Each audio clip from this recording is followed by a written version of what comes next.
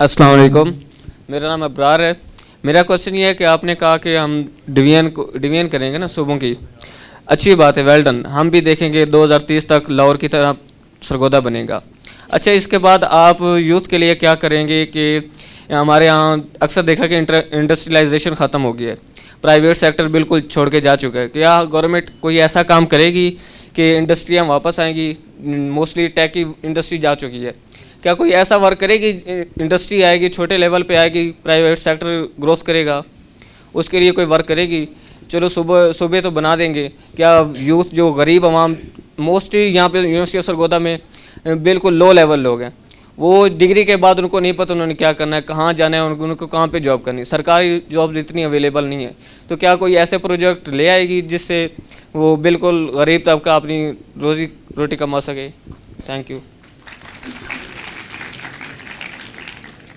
یہ میں نے جو آپ کے سامنے ابھی انڈیا کی مثال رکھی نا، میں نے آپ سے عرض کیا کہ ایک صوبے کو انہوں نے دو میں تقسیم کیا، دونوں طرف اچھی پولیٹیکل لیڈرشپ آ گئی ہوگی نا کہ ان کی جی ڈی پی ڈبل ہو گئی، ٹرپل ہو گئی، اور ان کی پر کیپٹا انکم بھی ڈبل سے زیادہ بڑھ گئی.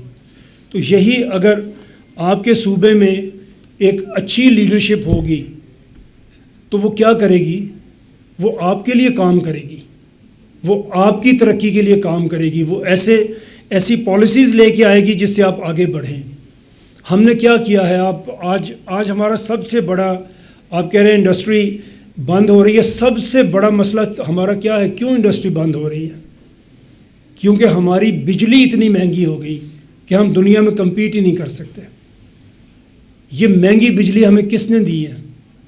تقریباً ہر حکومت نے دی ہے. آج ہم ان کا احتساب بھی نہیں کر سکتے کیونکہ لاہور بھی بہت دور ہے، اسلام آباد تو اس سے بھی زیادہ دور ہے. تو اگر آپ کا سرگودا کیپٹل ہو تو آپ پوچھ سکتے ہیں، گریبان پکڑ سکتے ہیں اپنی حکومت کا کہ بھائی یہ کارخانہ کیوں لگایا تم نے جس میں 70 روپے کا یونٹ بن رہا ہے، اگر انڈیا میں وہی یونٹ 30 روپے میں بن رہا ہے. تو یہی اکاؤنٹیبلٹی ہے جو ہم چاہتے ہیں کہ عوام کے ہاتھ میں آئے جب آپ کے انتظامی یونٹ چھوٹے ہوں.